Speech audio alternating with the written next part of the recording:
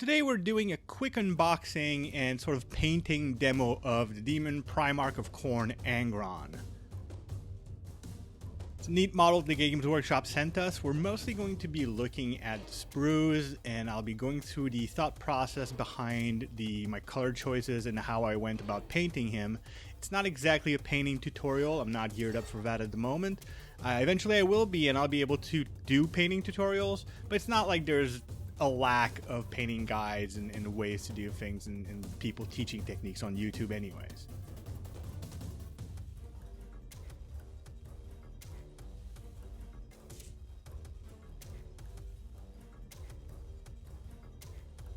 Angron comes on 2 sprues, obviously with the assembly guide.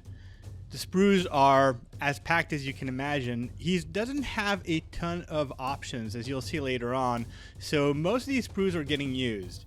We get I believe this is a 100mm base, if I remember correctly, and I'll be dressing that up later as we go on.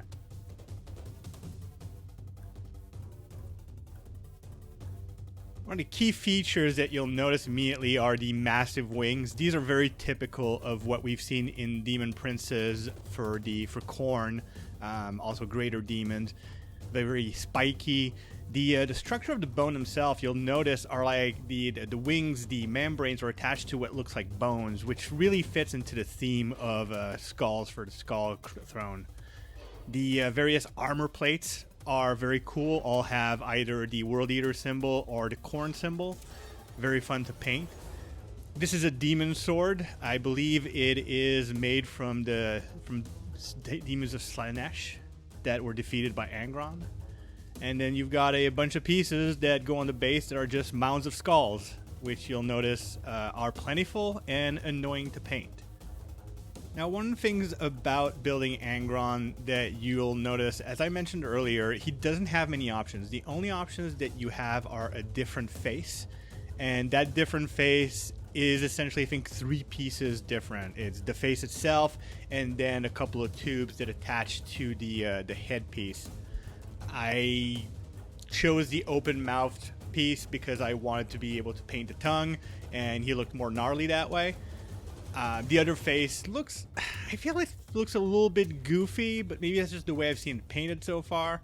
It doesn't look as angry as the open-mouthed one with all the teeth and everything.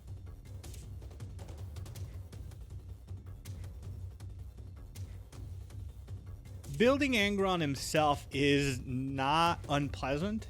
He doesn't have too many fiddly pieces, and most of the pieces that have connecting points are covered by other pieces. This is a feature that Games Workshop's been adding more and more to their models ever since they started doing 3D sculpting, which I think the first model I've noticed that feature on was the new High Elf dragon back when they had High Elves in Warhammer Fantasy. One of the unfortunate things about Angron is that he is such a busy model, like all the Demon Primarchs, to be honest, that it's really difficult to build him in a single assembly. If you want to be able to get into all the nooks and crannies as you paint him, it's better to put him together as sub-assemblies. Most of all, you'll notice the tail isn't a problem, but the wings and the arms you probably want to paint attached. Actually, let me correct that. You want to paint the wings attached because the way they're positioned, painting between them would be very difficult, especially if you want to get some details and there's a lot of details on the models. There's skulls everywhere, there's wires, there's veins. You want to be able to get in there, but if you don't assemble the wings, you can't assemble the arms properly, which means that if you're keeping the wings off, you have to keep the arms off also. It's not super problematic because the way it assembles once it's all finished painting, as you'll see towards the end, it doesn't leave any joint marks that are problematic and look bad. So you can definitely just put it as sub-assemblies. It's just a little more complicated to put together. And you'll see, like, there's a lot of pieces. Aside from the 2 wings, there's a breastplate, there are shoulder pads, there's knee pads, and there's an entire piece of armor that goes on top of his armor. So it makes for a very busy model with a lot of pieces. And of course, there's the base, which is its own problem. Another thing that's nice though, assembling him to the base, you can put him on and off of the base as you need to hold him or separate him, and he holds very securely even without being glued. So you can use the base to hold the model as you're painting, still being careful, and remove him when you need to get into the nooks and crannies. So that's very useful. As you can see, I'm just playing around with some of the pieces that can be assembled. It's mostly a dry fitting thing. I've already dry fitted by that point. I'm just kind of showing it off at this point. One of the things that we don't see super well, oh, I forgot to mention, he also has some arm guards. And all of this is very well decorated, so you probably want to paint them separately if you can tolerate it, just because getting into some of the underneath the piece is going to get difficult, especially if it's all assembled. You'll notice like the entire shoulders and the chest piece are all sculpted under the armor. So there's also the option of just not putting some of these pieces. And originally, as I was planning the color scheme and the concept, if I had more time, I probably would have done an Angron as he's having these pieces put and welded onto him, so that you could see both the chest and the shoulders without the armor, but with the pieces of armor sort of being pulled to him by like tendrils. But that would have required a certain amount of sculpting, and unfortunately I only had about a week or 2 weeks to assemble and paint the entire model. It doesn't leave you much time or more leeway to get fancy. Some people can and do, and that's great. Unfortunately, I wasn't in a position to do that. Now, for the base itself, obviously you get a lot of pieces, and that's great, but I wanted to do a very specific effect. I made the mistake of choosing a lava effect. I did this for the League of Votann models. You can see the video about that on this channel. And I should have done the blood instead, as I did for my Chaos Knight, which is another video you can see on this channel. I think I was just attracted by the idea of doing kind of like the lighting effects from the lava, but considering that this is a Khorne follower, I probably should have gone with blood. I'm going to be using an UV resin to smooth out the base, because it also gives a good sort of liquidy thick texture once it's solidified and cured. As I pointed on the bottle, I'm using a lime green version of the UV resin. This is not for any specific reason except that I bought the wrong bottle, and this is going to get painted over anyways, so I can sort of get rid of that UV resin as I go along for a proper project.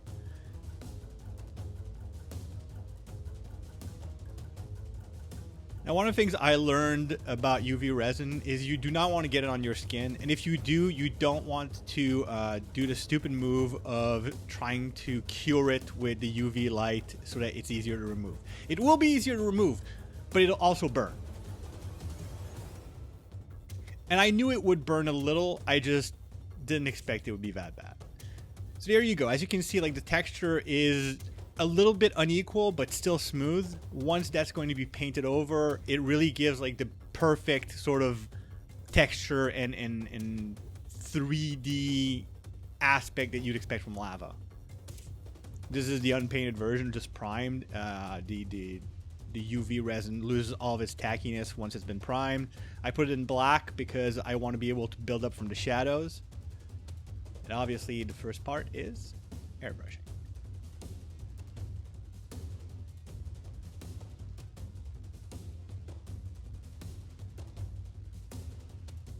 The first part of the airbrushing is going to be on the base and is going to be mostly doing the rock. Unfortunately, to get a good texture on the rock, I wanted to obviously get the airbrushing done, but then also do a dry brush to get the texture of the rock going. You unfortunately don't really see much of the color being applied. I don't have, as I mentioned before, I don't really have a very good setup for painting tutorials.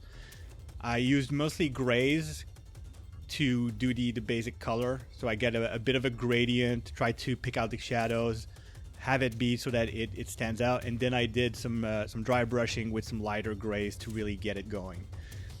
But because this is the Blood God and I did not completely forget that aspect, I did a little bit of an over coloring with the airbrush of a sort of sanguine brown.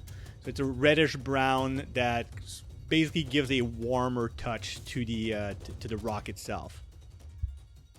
I unfortunately could not do the lava immediately on the base because I wanted to be able to do the lighting effects on Angron at the same time.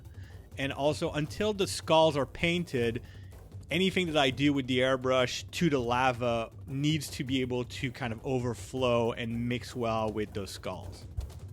For Angron's color scheme, I decided not to do the standard one, and instead I went with the original colors for the World Eaters. So kind of what if Angron had kept his Legion's colors even going into the process of becoming a Demon Prince.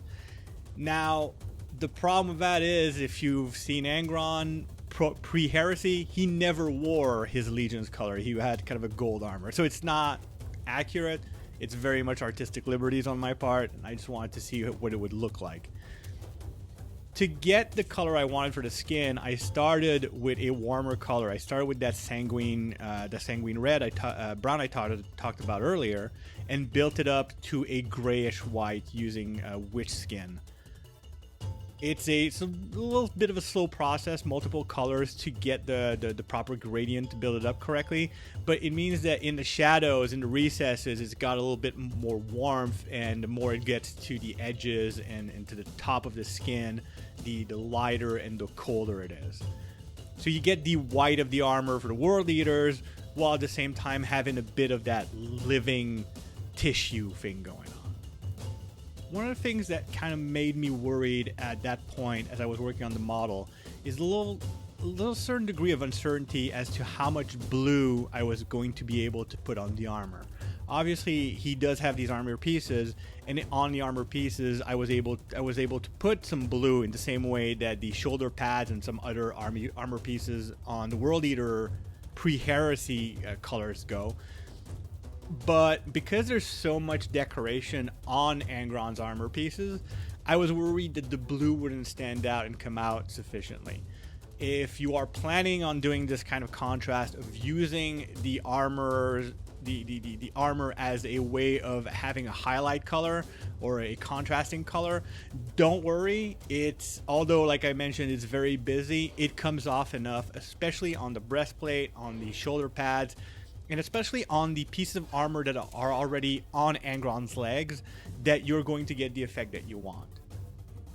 So this is kind of the result of the skin.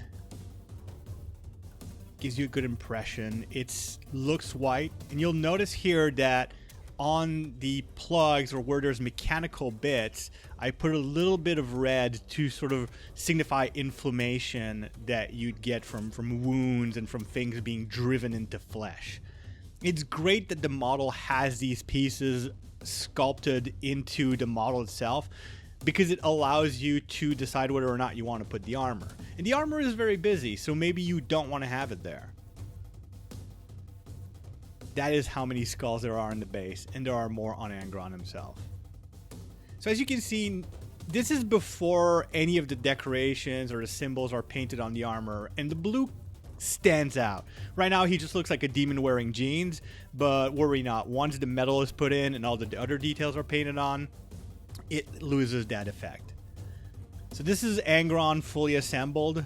You'll notice the base, the lava, and you can see where the connection points are for these pieces of armor. I really wanted to keep that last detail towards the end, because you can see how badass he looks without the armor pieces. He looks almost a little bit more savage. So I can totally understand how a modeler who really wants to have that savagery of Angron, the Demon Primarch of Khorne, be preserved without the armor. However, the armor does look pretty cool. It's got a lot of teeth and symbols, and it's got the World Eater symbols on it, which are great. I painted mine to sort of have the geography of the planet on it. It's a very well detailed model in that sense that anyone that's looking to add and make it more complex and more detailed will always find something new to contribute to the model. That piece, the chest piece with the tubes, is a little complicated to put back on the model, because you obviously don't want the tubes themselves to scratch what you've already done, especially once you've put glue on. So my recommendation is to only put glue where the connection points are going to be. As you can see on the video, I did not do that, and I almost regretted it, because anywhere that the glue is going to touch paint, it's going to strip that paint. So yeah, as you can see, I regretted it immediately. As soon as I noticed what I was doing, I wiped off the glue and went for it differently. And the model, because it's a 3D sculpted model, it fits so well that even if you don't glue the tubes, they're going to be flush with the model anyways, and so it doesn't matter in the end, as long as you got something to hold it together. I could have put no glue and this model would have held correctly as far as the chest pieces or even the shoulder pieces. They would have held sufficiently for display, but if you're going to make a playing piece out of it, obviously you want to be more careful and just, you know, have it glued securely so that if the piece gets hit, like, nothing falls off.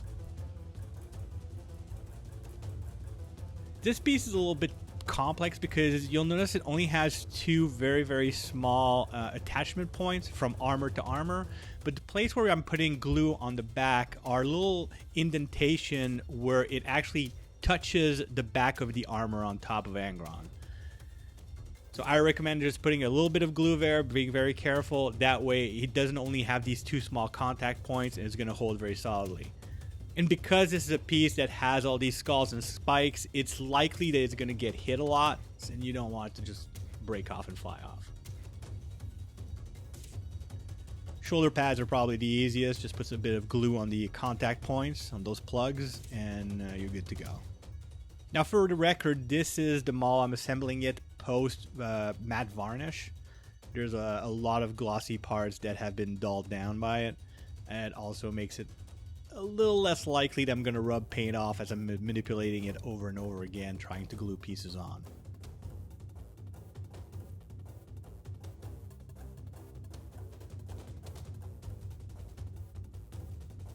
I'm using two different types of glue here. I have a thick glue and a thinner glue. The thinner glue is better for small details, to be able to get the glue where you want it without overflowing everywhere else. The thicker one holds better in my opinion, and is good when you're trying to put large pieces together.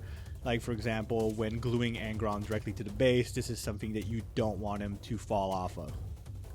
All in all, this is the first Demon Primarch I'm painting. I have a Mortarion that I need to paint for my my Death Guards.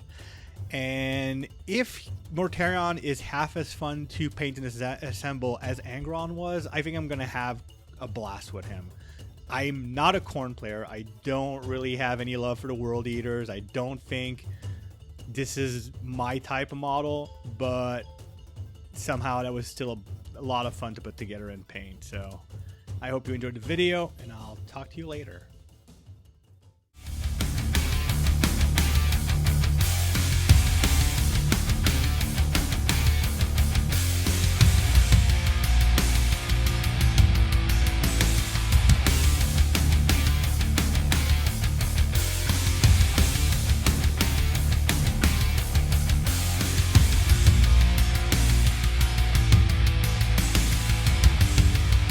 If you enjoyed this video, please consider dropping us a like and subscribing. Thanks for watching.